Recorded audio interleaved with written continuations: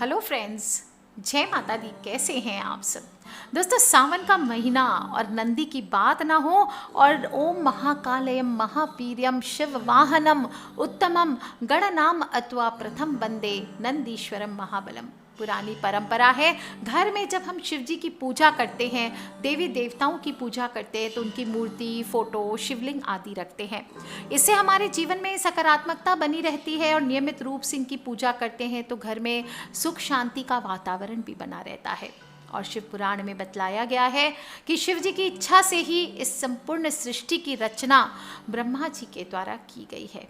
इसी वजह से भोलेनाथ को हम सर्वश्रेष्ठ मानते हैं।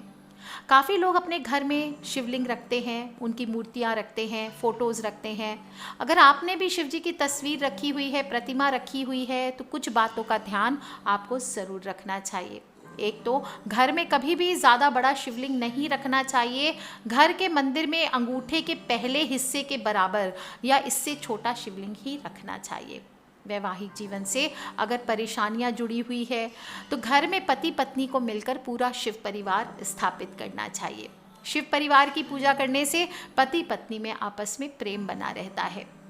जहाँ पे फोटो कहाँ लगाएंगे शिव जी का? घर की उत्तर दिशा में या ईशान कोण यानी कि north east corner of the house में उत्तर पूर्वी दिशा में आपको शिव जी की फोटो या मूर्ति या शिवलिंग स्थापित करनी चाहिए। और ऐसी जगह करें जहाँ से हर आने जाने वाले इंसान को महादेव के दर्शन हो सके। शिव जी की ऐसी मूर्ति या तस्वीर लगानी चाहिए, अगर फोटो लगाते हैं, मूर्ति लगाते हैं, जिसमें वो प्रसन्न दिखाई देते हैं, मुस्कुराती हुई मुद्रा में हैं, नंदी पर विराजित हैं या फिर ध्यान में बैठे हैं। ध्यान रखें, शिव जी के नटराज रूप या क्रोधित रूप या तांडव रूप में आपको फोटो नहीं रखनी चाहिए। इससे आपको बचना चाहिए क्योंकि इससे घर में अशांति बढ़ती है। जिस फोटो में शिव जी तांडव कर रहे हैं ऐसी फोटो नहीं रखनी चाहिए। साथ ही साथ जब शिव परिवार की बात आती है तो जो लोग भी शिव परिवार रखेंगे तो माता पार्वती, गणेश जी, कार्तिकेय स्वामी, नंदी की मूर्ति भी रखनी चाहिए। कार्तिकेय स्वामी भी ज़रूरी नहीं है लेकिन रखे तो अच्छा है। और शिव परिवार की पूजा एक साथ करना बहुत ही शुभ रहता है, आपकी मनोकामनाएं पूर्ण होती है। आपको बता दूं, गणेश जी तो ऐसे भी प्रथम पूज्य हैं। इनको रोज आप नियमित रूप से दुर्वा अर्पित कर सकते हैं, रोली का, पुष्प का, मोदक का भोग लगा सकते हैं। कार्तिकेय जी को बुद्धि के देवता मानते हैं, सुख और समृद्धि प्रदान करते हैं, इसलिए गणेश जी के साथ साथ हो सके तो कार्तिकेय का भी पूजन करें। उनको मोर पंख चढ़ा करके अपने बच्चों के कमरे में लगाएं। और माता पार्वती तो शक्ति है और शिव की पूजा बिना माता शक्ति के अधूरी मानी गई है और यही दुर्गा है। इसलिए शिवलिंग के पास बैठकर आपको दुर्गा सप्तशती का पाठ करना चाहिए। माता को चुनरी चढ़ाएं, श्रृंगार का सामान चढ़ाएं। माता पार्वती इससे बहुत जल्दी प्रसन्न होती है। सावन के महीने में कुछ स्त्रियां मंगला गौरी का व्रत भी करती है, इसलिए पार्वती माँ की पूजा आपको ज़रूर करनी चाहिए। सिद्धि कुंजिका स्तोत्र का पाठ कीजिए शिवलिंग के पास बैठकर। इससे माता दुर्गा तथा शिव यानी माँ पार्वती और शिव दोनों प्रसन्न होकर अभीष्ट वर प्रदान करते हैं। जो कुंवारी कन्याएं हैं वो माता पार्वती की पूजा करें। श्री रामचरितमानस में वर्णित शिव पार्वती प्रसंग का पाठ करें। अपने सफल वैवाहिक जीवन के लिए अरण्य कांड का पाठ करें। संतान की उन्नति के लिए 108 नामों का जप करें। इस प्रकार से आपको माता पार्वती और शिव की आराधना करनी चाहिए। अब बारी आती है नंदी की। नंदी पूजा बहुत ही आवश्यक होती है क्योंकि बिना नंदी पूजन के शिव पूजा अधूरी मानी गई है। हर शिव मंदिर के आप शिवालय के बाहर देखते होंगे कि पहले नंदी महाराज की मूर्ति द्वारपाल की तरह विराजमान होती है। वो शिव के वाहन हैं और बैल के रूप में शिव मंदिरों में प्रतिष्ठित किए जाते हैं। नंदी का अर्थ क्या होता है? प्रसन्नता या आनंद, संस्कृत शब्द है और नंदी को ही शक्ति संपन्नता और कर्मठता का प्रतीक माना जाता है। पहले जब भी कोई मनुष्य शिव मंदिर में जाते हैं तो पहले नंदी के दर्शन होते हैं, उनको प्रणाम करते हैं, फिर ही अंदर जाकर शिवालय में गणेश जी का, शिव जी का, जिसकी भी देवी देवताओं का पूजन करते हैं। आपने अक्सर शिव मंदिरों में देखा होगा कि वाहन नंदी के कान में लोग अपनी मनोकामना बोलते हैं। विश्वास ये है कि नंदी के कान में आप जो भी मनोकामना बोलेंगे या जो भी बात कहेंगे वो डायरेक्ट शिव जी तक ज़रूर पहुंचती है और वो मनोकामना हमारी पूर्ण होती है। क्या सच में ऐसा होता है? आप कहेंगे कि जब भगवान शिव जब साक्षात सामने बैठे हैं तो फिर नंदी के माध्यम से बात उन तक पहुंचाने का क्या मतलब है? कोई भी मनोकामना हम जाके सीधा शिव जी से भी कह सकते हैं। तो इसका राज बताती हूँ आपको, जिस तरह गायों में कामधेनु श्रेष्ठ है उसी तरह बैलों में नंदी श्रेष्ठ है। और आमतौर पर खामोश रहने वाले जो बैल का चरित्र होता है वो उत्तम और समर्पण भाव वाला बताया गया है। और नंदी बल और शक्ति का प्रतीक है, भौतिक इच्छाओं से परे रहने वाला प्राणी है। और लेकिन जब सीधा साधा प्राणी क्रोधित हो जाता है तो सिंह से भी भिड़ जाता है। और यही सब कारण है कि भगवान शिव ने इस बैल को अपना वाहन बनाया है। और नंदी पूजा से भगवान शिव बहुत प्रसन्न होते हैं। जो भी बात आप नंदी से कहेंगे वो अपने आप भगवान शिव तक पहुंच जाएगी। नंदी आपकी मनोकामनाओं को गति प्रदान करते हैं, उसे पूर्ण करने में सहायक होते हैं। आपकी जितनी भी पूजा आप करते हैं ना, वो नंदी बड़े गौर से देखते हैं और फिर उसका मूल्य आंकन करते हैं। और इस प्रकार आपकी मनोवांछित फल की प्राप्ति सहज तरीके से होती है। मनोकामना पूर्ण होने के साथ साथ कष्टों का निवारण भी होता है।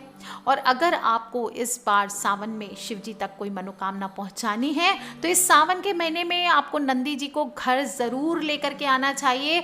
चांदी के नंदी इस बार घर लेकर के आइए, उनको सिद्ध करें यानी एनर्जाइज करें, अभिमंत्रित करें, फिर उनका पूजन करके उन्हें गहनों के साथ आप तिजोरी में रख दीजिए या अपने पूजा स्थल पे रख दीजिए या अपने कैश बॉक्स या लॉकर बॉक्स में दुकान में रख दीजिए। एनर्जाइज करने का तरीका लंबा होता है, इसलिए अगर आप ना कर सके तो किसी ब्रह्मचारी पंडित द्वारा किसी आश्रम में या फिर किसी ज्योतिष द्वारा आप इसे प्राप्त करें जहां ऑलरेडी ये सिद्ध किया हुआ हो, एनर्जाइज किया हुआ हो। और इसलिए अगर आमदनी और धन प्राप्ति के लिए आप नंदी विराजमान करना चाहते हैं तो मंत्रों से सिद्ध करके आपको इसको प्राप्त करना चाहिए। और जब ये नंदी आपके घर पे प्रवेश करें यानी आपके घर आ जाएं तो इसके बाद आपको उनके बीज मंत्र ओम नंदीश्वराय नमः, क्या बोलेंगे? ओम नंदीश्वराय नमः, ये बोलकर नंदी महाराज का आवाहन करना चाहिए।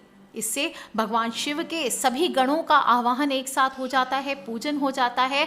और इसके बाद जब वो घर पे आ जाएं तो गणेश जी का थोड़ा सा पूजा कर लीजिए, शिव जी की पूजा कर लीजिए। शिवलिंग है तो उस पर जल चढ़ाइए, उनके सामने नंदी को स्थापित कीजिए। और इस दिन हो सके तो घर में खीर बना करके शिवलिंग पर चढ़ाना चाहिए, नंदी पे चढ़ाना चाहिए, भोग लगाना चाहिए और फिर परिवार में प्रसाद सहित इसे वितरण कर देना चाहिए। पूजा में आप कमलगट्टे, चंदन, काले तिल, साठी के चावल, धूप, जौ, बेलपत्र, भांग, धतूरा, मंदार पुष्प, शमी पत्र अर्पण करें। इसके बाद भोले बाबा की आरती करें। अंत में बर्फी हो, खीर हो, बताशे हो, ये भोग लगा करके क्षमा याचना करें। ओम तत्पुरुषाय विद्महे चक्रतुंडाय धीमहि तन्नो नंदी प्रचोदयात्, ये बहुत ही खूबसूरत मंत्र है। इस बार नंदी के पहले ये मंत्र बोलकर इसके बाद नंदी के कानों में अपनी मनोकामना बोल दे पूजा कंप्लीट होने के बाद। और फिर उनको घर में उत्तर पूर्व दिशा यानी ईशान कोण में या फिर घर की या दुकान की तिजोरी में, कैश बॉक्स में, इसमें आप स्थापित कर दें। ऐसे चांदी के नंदी को रखने से घर परिवार सदा सुखी रहता है, घर में धन धान्य का भंडार भरा रहता है और शारीरिक कष्ट दूर होते हैं। आप चाहें तो इस दिन जब घर पे नंदी आए, आपके घर पे रोग दोष ज़्यादा है, दुर्भाग्य ज़्यादा है, बनते बनते काम बिगड़ जाते हैं, तो आपको बता देती हूँ एक चमत्कारी उपाय। ये जो सिद्ध नंदी आपके घर पे आएगी, इसके बाद इसको आप शिव जी के सामने विराजमान करके या ईशान कोण में कहीं भी एक प्लेट में विराजमान करके एक कटोरी में पानी ले लीजिए और उसमें अपना मुख देख लीजिए यानी अपनी छाया को देख लीजिए। जिस प्रकार शनि देव को आप छाया दान करते हैं, इसी प्रकार में तेल में नहीं करना है, आपको जल में छाया देख करके नंदी पर इस जल को चढ़ा देना है। आप देखेंगे पूरे श्रावण के महीने चाहे 10 दिन भी आप इसे चढ़ा लेते हैं तो आपके शारीरिक कष्ट दूर हो जाते हैं, रोग दोष दूर हो जाते हैं।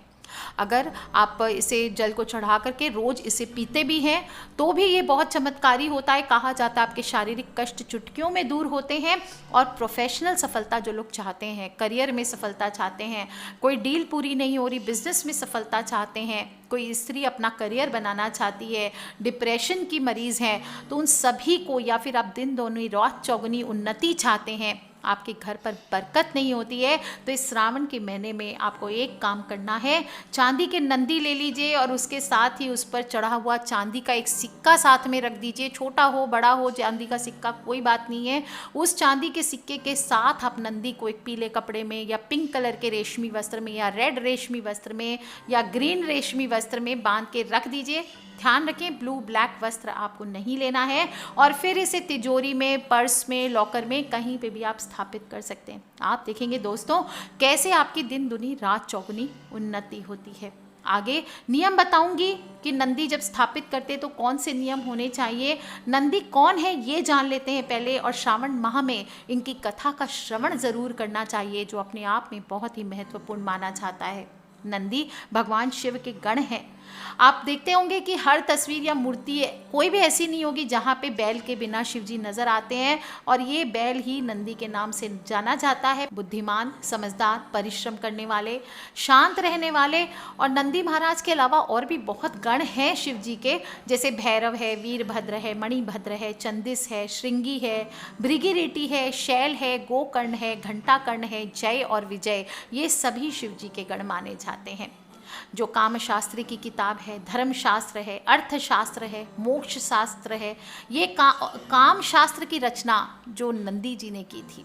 नंदी कैसे बने शिव के गण, इसके बारे में बात आती है कि एक बार शिव जी की घोर तपस्या के बाद शिलाद ऋषि ने नंदी को पुत्र के रूप में पाया था, और शिलाद ऋषि ने अपने पुत्र नंदी को संपूर्ण वेदों का ज्ञान प्रदान किया।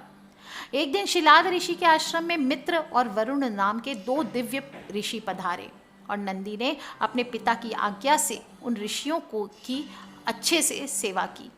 जब ऋषि जाने लगे तो उन्होंने शिलाद ऋषि को लंबी उम्र और खुशहाल जीवन का आशीर्वाद दिया, लेकिन नंदी को नहीं दिया।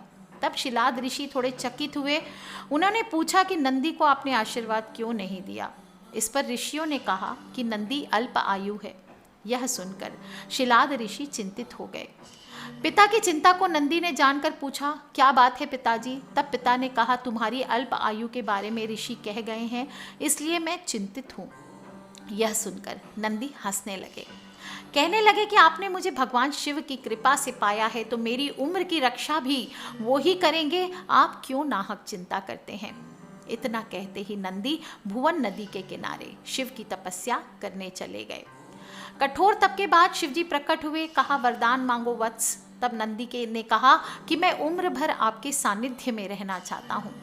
नंदी के समर्पण से प्रसन्न होकर भगवान शिव ने नंदी को पहले अपने गले लगाया, उन्हें बैल का चेहरा देकर उन्हें अपने वाहन, अपने दोस्त, अपने गणों में सर्वोत्तम रूप में स्वीकार किया।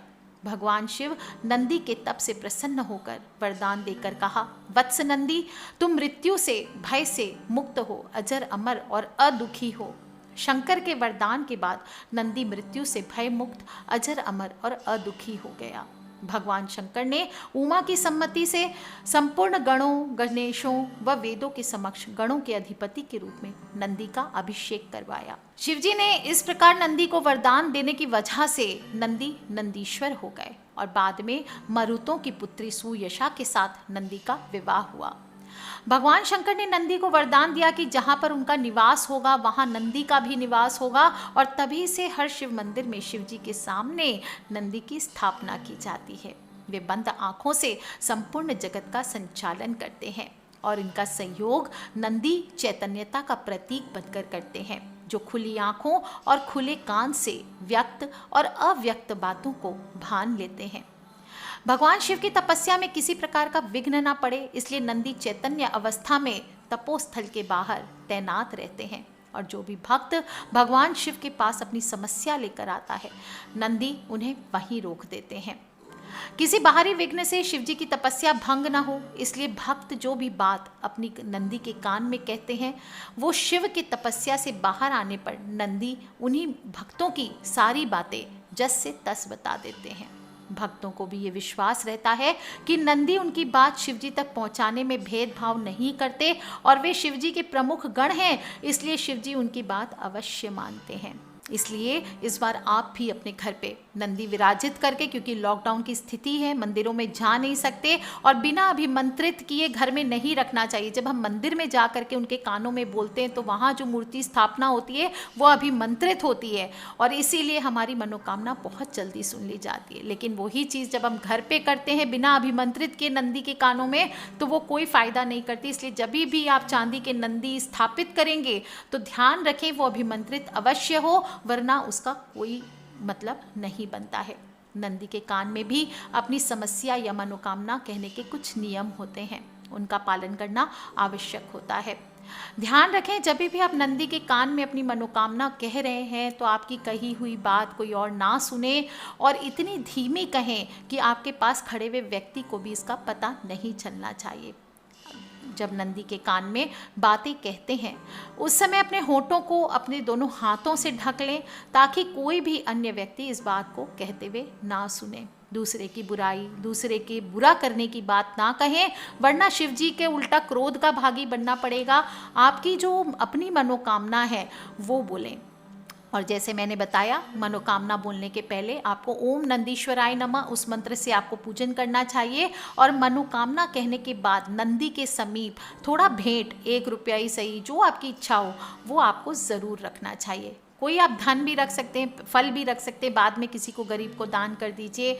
और ध्यान रखें कि नंदी के आप किसी भी कान में ये बात कह सकते हैं, लेकिन बाएं कान में कहने का महत्व अधिक आता है दोस्तों। तो इस बार इस तरह से श्रावण माह का पूरा फ़ायदा उठाएं और भोलेनाथ तक अपनी मन की बात ज़रूर पहुंचाएं। भोलेनाथ आप सभी की मनोकामनाओं को पूर्ण करें, आपके सभी कष्टों को दूर करें, आपके घर अन्न धन का भंडार भरें, आपकी सारी मुश्किलों को आसान कर दें। इसी कामना के साथ आज के लिए इतना ही। ध्यान रखें, शिव जी का चरित्र भी बैल के समान माना गया है, इसलिए इस प्रकार से संपूर्ण शिव परिवार की पूजा करके अपने जीवन को आपको धन्य करना चाहिए। भोलेनाथ का आशीर्वाद प्राप्त करके जीवन को सफल बनाना चाहिए। भोलेनाथ का आशीर्वाद आप सभी पर बना रहे, हम सब पर बना रहे, समस्त ब्रजनारी परिवार पर बना रहे, इसी कामना के साथ आज के लिए इतना ही। ठीक है फ्रेंड्स, लव यू ऑल, जय माता दी, बम बम भोलेनाथ की। सब्सक्राइब करके रखें ताकि आने वाले वीडियो से आप और मैं कनेक्टेड रह सकें। और श्रावण माह को लेकर किसी भी प्रकार के प्रश्न हो तो प्लीज मुझे आप वीडियो के नीचे लिख करके जरूर पूछ लें। Take care friends, love you all, जय माता दी, बम बम भोलेनाथ की।